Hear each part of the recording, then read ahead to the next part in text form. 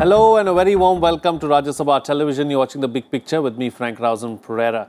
Well, President Ram Nath Kovind addressed members of both houses of Parliament on Friday, and he raised several key aspects in his customary address before the commencement of the budget session of Parliament. The budget session of Parliament has commenced on the 29th of January, and it will be held in two parts. The first part ends on the 15th of February.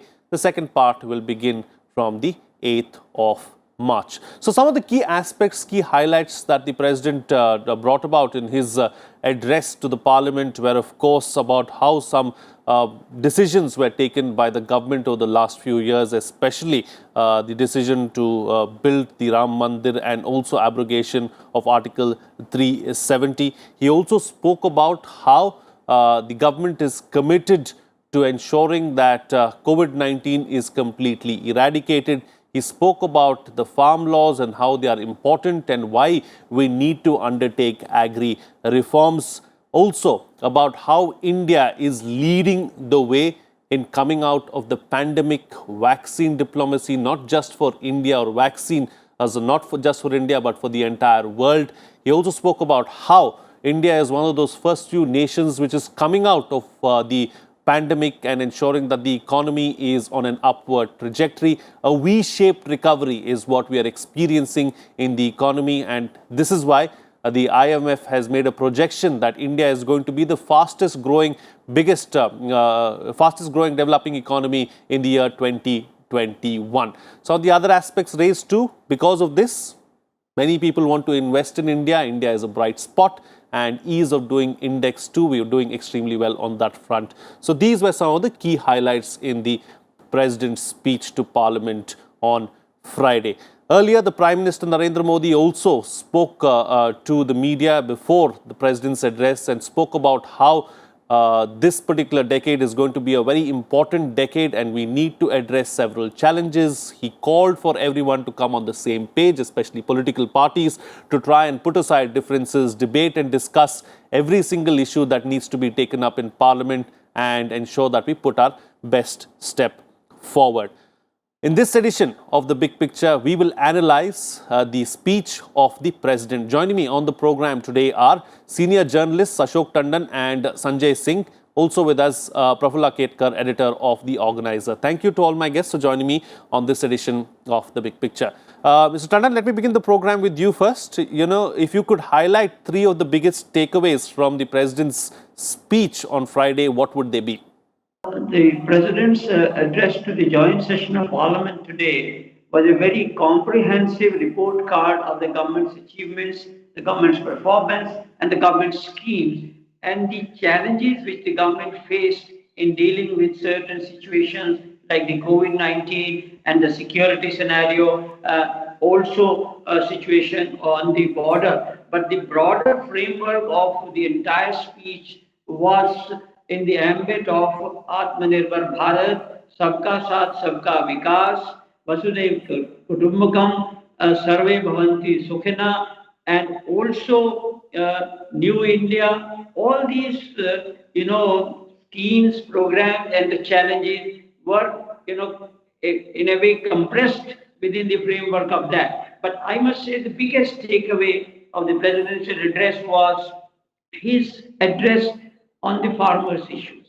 And he said that the agrarian reforms which the government has taken, the three laws which the government has enacted, and also whatever the government has done in terms of schemes for the welfare of the farmers, the rural poor, the agriculture sector, and the social schemes for the welfare of the deprived sections and all that under the Sabka Saath, Sabka Vikas. And he tried to dispel the apprehensions of the farmer, which he said the government has already done that. Apprehensions have been dispelled, but still there are people who went on to agitate, and then there was a specific reference to the violence on the 26th of January. The President, in a very modest way, said that the Indian Constitution provides for freedom of speech and expression, but at the same time it is expected from the people to abide by the Constitution. So in a way, there was a very waged warning also to the elements who have indulged in violence and also, done disgrace to India's national flag. And there was a very clear message that the law will take its own course. And also on the security front, he referred to the situation on LAC and assured the nation that the country is in safe hands and also under the Atmanirbhar Bharat. India is now becoming a hub of the defense production. It will not only take care of India's own requirements, but will also be, helping other countries, exporting the defense equipment to other countries also. And overall, the welfare schemes were also listed one by one in each and every sector. So I think it was a comprehensive report card and basically to apprise the nation of what the government has done over the last 6 years, particularly since 2019 NDA 2.0. And in that respect, I think the message was loud and clear that the country is moving forward in spite of the challenges like COVID-19. Absolutely, absolutely. Sanjay Singh, let me bring you in now. Yes, it was a comprehensive report card really of what the government is doing and how India is progressing as a country, but it also gave us an insight as to what to expect and the way forward. Frank, actually, we have to look programs and policies of the government for the current year, as advised by President, in context of what happened last year. The President at the very outset recounted the challenges and difficulties we faced last year as a nation and how successfully we overcame those challenges. This is very important in the sense to understand the kind of difficulties we faced, and the kind of resolve with which the government came out with solutions and reaching out to 130 crore people, poorer sections in particular. Challenges were not just of pandemic, but also of flood, also of locust, earthquake, and such other natural or man-made calamities. Now, few things in particular. The thrust on Atmanirbhar Bharat. I also link the solutions to COVID pandemic, particularly the two vaccines that we tested and vaccination program that is going. That is a huge success for Atmanirbhar Bharat. One is 100% indigenously made, other partly made. But India is among very few countries, that too amongst the most developed nations, in the line of most developed nations, whereby we have overcame these challenges and successfully going ahead. Also, our numbers is largest in the whole world, the speed and the scale at which this vaccination program is going. And other most important thing to my mind, as Tandon Saab also referred, was dispelling the confusion and apprehensions, I would say the misinformation campaign that was carried on by vested interests, including some political parties and other social groups, to create confusion, apprehension, and also instill a fear factor among sections of farming community, farmers from Punjab, parts of Haryana and Western UP in particular. This is second time in a week when President has come out very clearly on this particular subject. On eve of Republic Day address, and today when he was addressing joint session of Parliament. Why these two occasions become very important? President generally does not speak, and these two occasions become very important for people to understand, because on these two occasions, President is also speaking for as President of India. B, he's also outlining policies of the government. So the assurance which many people were seeking has come from the Prime Minister, the Home Minister, other union ministers, and now from the President. Right. The anguish that he expressed, the nation, of course, is outraged. And President, within his dignity, he said whatever he could say best to express his anguish. Please understand the decorum of the highest post, the first citizen and head of state attached. He expressed his anguish, whatever happened on Republic Day, the desecration of national symbols and national flag in particular. Then there are a whole lot of other policies which broadly indicate the kind of self-confidence India has.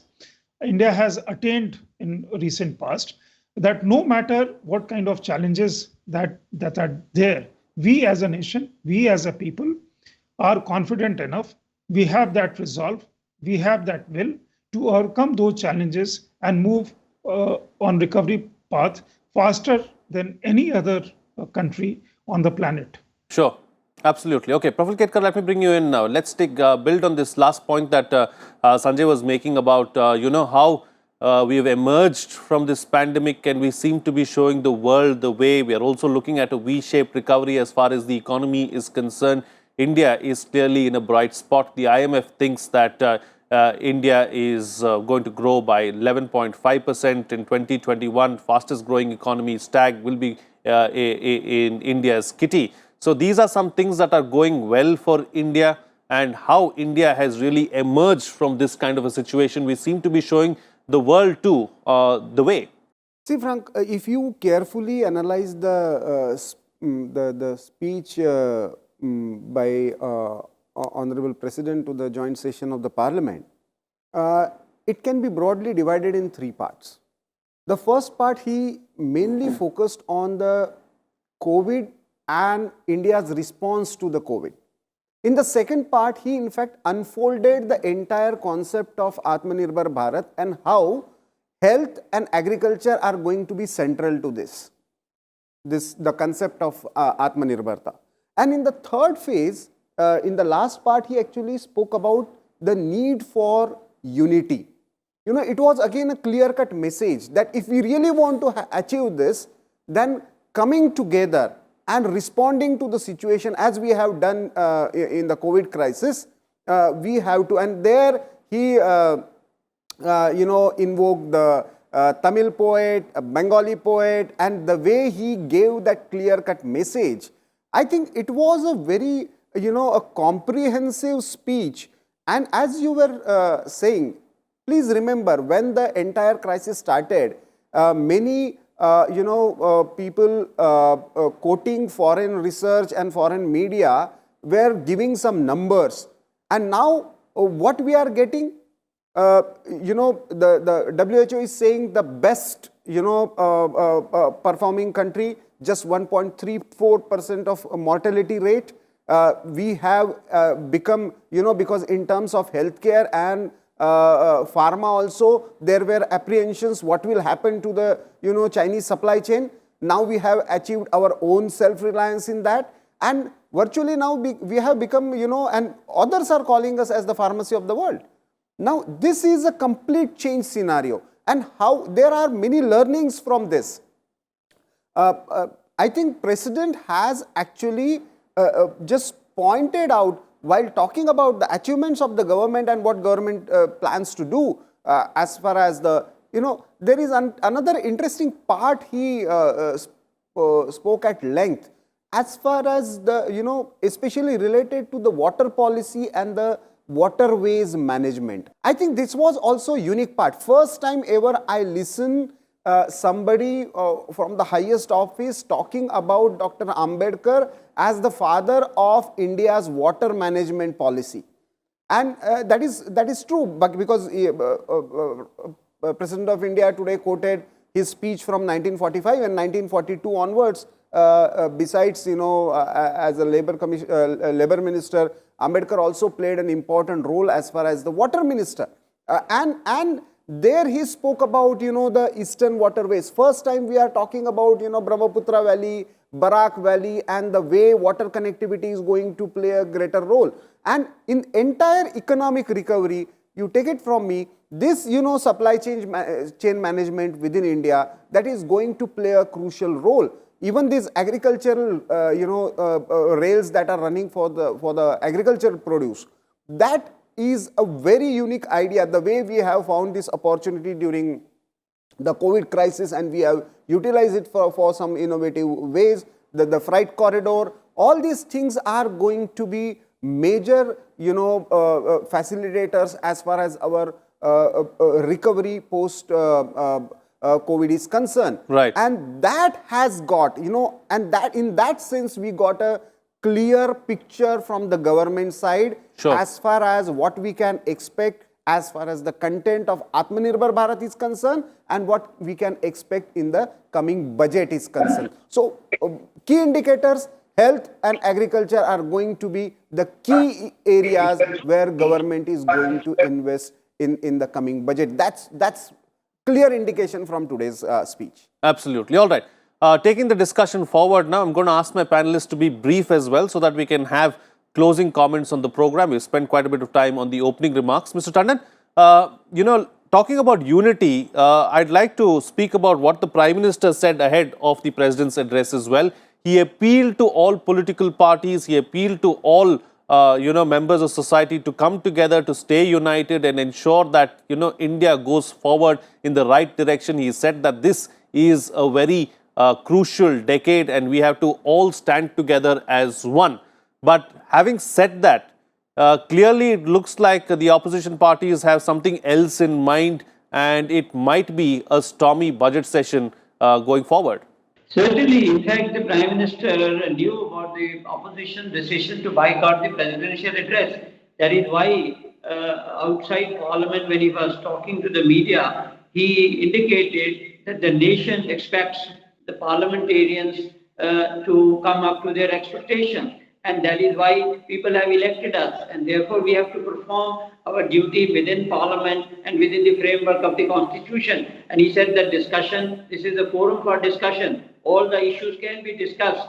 And in fact, he was inviting the opposition to come to Parliament and have debate on all the issues rather than, indirectly not mentioning but saying boycotting the Parliament session. But I think another very significant takeaway of the presidential address Tuesday was that in spite of the COVID pandemic and the other challenges, the nation was on the move on every front. And in that context, the president in his address mentioned about India's advancement in nuclear technology, in space technology, and also at the international relations, bilateral dialogue was continuing. The government had bilateral dialogue at the prime ministerial level with a large number of countries. India has got a UN seat, and therefore India will be playing global role. And in that context, the diplomacy was on the move, and India's position in the global arena and among the world community has actually risen.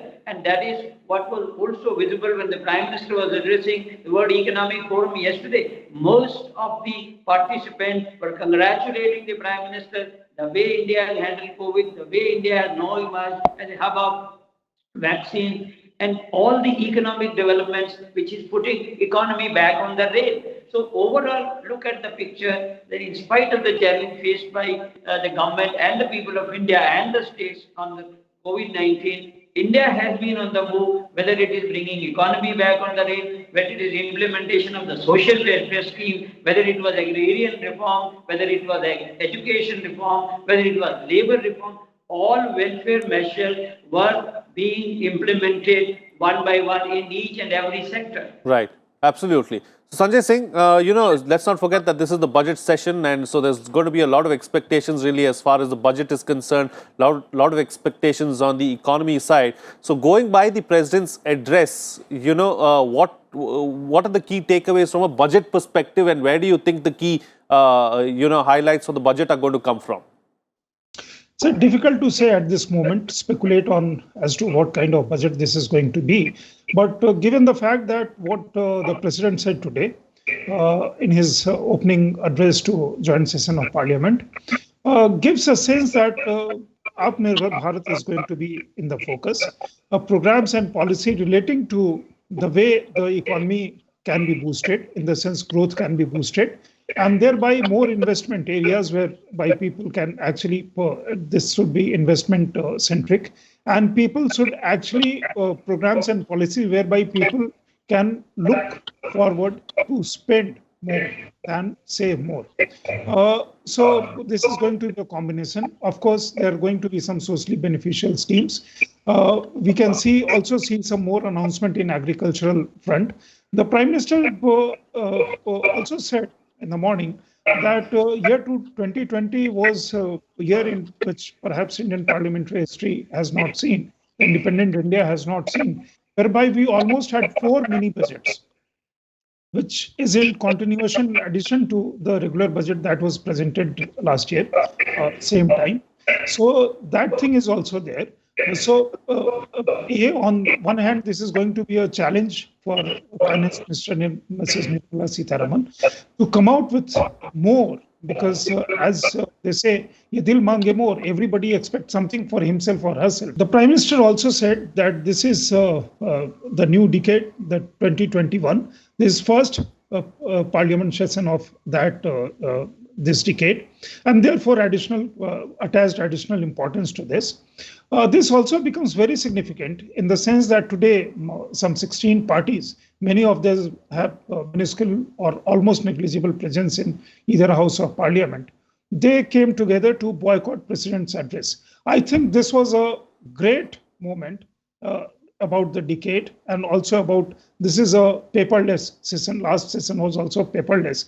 But this session, in terms of being paperless session, becomes very important because economic survey is being presented today. For the first time, we'll not have hard copies of economic survey. And on Monday, the budget will be paperless. Right. This is a huge, huge advancement from the way Parliament used to practice and the way people used to perceive budget and several other parliamentary proceedings. That way, we are much, much ahead of rest of the world. When I was talking about challenges and the way we overcome, a huge compliment to Parliament Secretariat, to presiding officers of both houses of Parliament, to the government, and to everybody concerned in working of the Parliament.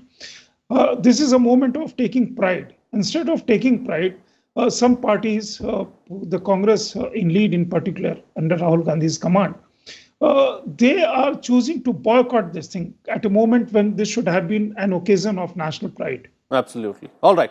So, Praful Ketkar, let's talk about, since we're talking about the economy, since we're talking about budget sessions, since we're talking about the President's address, let's also talk about the V-shaped recovery that the President spoke about, ease of doing business, and how investors are looking towards India. See, Frank, once you have your, fundamentals right on a positive path, obviously it gives, the confidence, the kind of confidence we have created through vaccine, Maitri, what is popularly called as, it's a, many people like to see this as just a diplomacy, but the way India has played it, internationally, that is a real confidence booster as far as the investment scenario is concerned.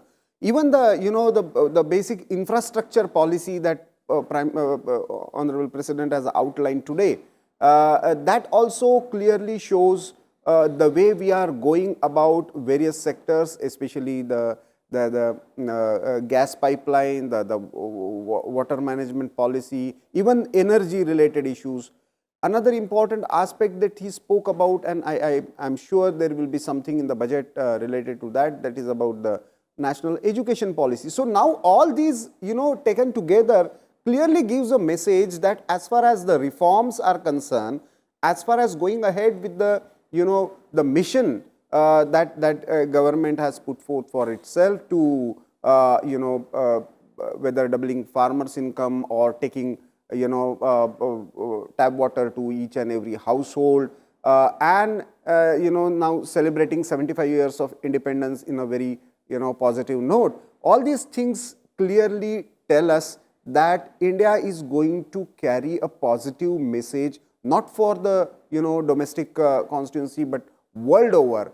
Sure. And second time President has referred about our role in the Security Council, though as a non-permanent member. That is also important message. So globally we are reasserting itself, ourselves, and the way COVID and the